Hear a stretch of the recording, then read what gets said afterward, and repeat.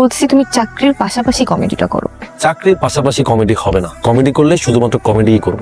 তুমি আমার জন্য এতটুকু করতে পারবে না? তোমার জন্য তো আমি আছি। কেন আমার প্রতি কি তুমি কোনো ভরসা পাও না? আমি আমার কমেডিকে খুব ভালোবাসি রিতা। আমাকে ভালোবাসো না? তোমাকে তো হাসি, কমেডিটা ছাড়তে পারবো না। না, আমার পক্ষে আসলে তোমার সাথে কন্টিনিউ করার পসিবল না। প্লিজ আজকের পর থেকে আমার সাথে আর যোগাযোগ করো না। তুমি প্রায়োরিটিটা কাকে দিচ্ছ? রিতা আমার কথা শুনে যাও। রিতা, ভালোবাসি, ভালোবাসবো। তোমার ইচ্ছে হলে বেশো, না হলে বেশো না। আগামীকাল বিকেলে বরানে কাজী অফিসে অপেক্ষা করবো। স্বামী কমেডিয়ান, এই পরিচয়ে যদি আপত্তি না থাকে আর আমাকে যদি সত্যি সত্যি ভালোবেসে থাকো, তাহলে আমি তোমার জন্য অপেক্ষা করবো। তুই কি শিওর ঋতু আইবো? তোর বেটা কি কস তুই? অবশ্যই জ্যামেটা আমি পড়ছো মনে হয়।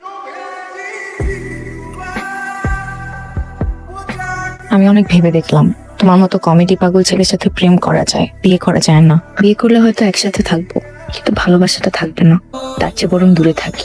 ভালোবাসাটা বেঁচে থাকো, ভালো থেকো। মনে রেখো, তোমার জীবনে একটা মেয়ে এসেছিল যে তোমাকে অনেক ভালোবাসতো, এখনো বাসে। আর তুমি যদি সত্যি আমাকে ভালোবেসে থাকো, তাহলে আমার সাথে যোগাযোগ করার চেষ্টা করো না।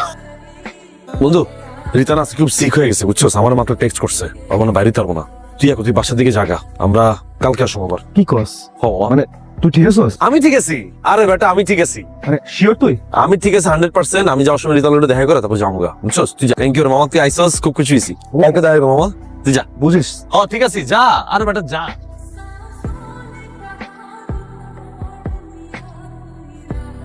আপনার কাঙ্ক্ষিত নাম্বারটিতে দেওয়া সম্ভব।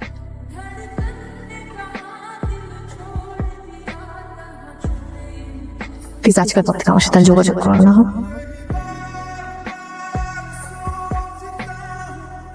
কি রে দোস্ত, কতবার ফোন করতেছিস, তুই ফোন ধরতেছিস না কেন? কোন পাশে ছিল? এটা কোনো কথা? কি হয়েছে, তুই এমনি বসে রয়েছিস কেন? কি সমস্যা কি? শোন, তোকে একটা কথা বলি দোস্ত, ব্যর্থ প্রেম কখনো কখনো জীবনের আশীর্বাদ হয়ে আসে। কি না করছে আমি ওর জন্য? সামান্য একটা চাকরির জন্য আমার ছেড়ে দিল। আমার পেশনের কোনো মূল্য নাই ওর কাছে, আমার স্ট্রাগলের কোনো মূল্য নাই ওর কাছে। আমার এদের কিচ্ছু হবে না। একা থাকতে দিবি, একা থাকতে চাই। ঠিক আছে। লাপার চ্যালেঞ্জ সিজন 9 এর চ্যাম্পিয়ন মিস্টার বাদল। সবাই জোরে করে দাঁড়ি। এবার আমাদের চ্যাম্পিয়নের হাতে চ্যাম্পিয়ন্স ট্রফি তুলে দিবেন আমাদের সম্মানিত তিনজন বিচারক। এই মুহূর্তটা স্মরণীয় হয়ে থাকবে আমাদের হৃদয়ে। অভিনন্দন। তার মানে আমার সাথে ব্রেকআপ হওয়ার পর রিতা জসিম ভাইকে বিয়ে করেছে। এতদিন পর রিতার সামনে দাঁড়ানোটা কি ঠিক হবে? তার চেয়ে বরং রিতা ঘুম থেকে ওঠার আগে আমি চলে যাই।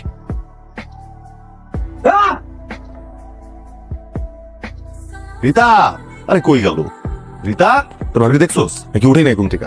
এই রিতা, এই রিতা, রিতা